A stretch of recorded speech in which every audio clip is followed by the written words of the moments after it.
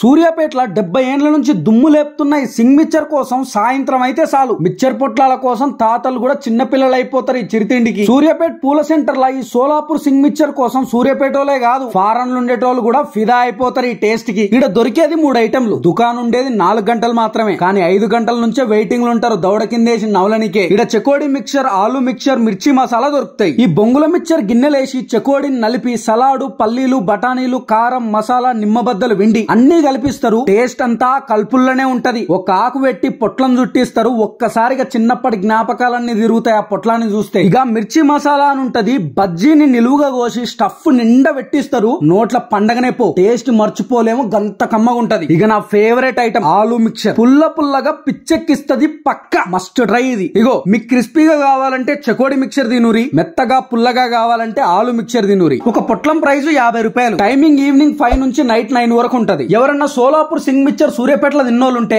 ఎట్లా అనిపించిందో మీకు కామెంట్ సెక్షన్ లో చెప్పురి. చలో ఫిర్ మిలేంగే, బాయ్.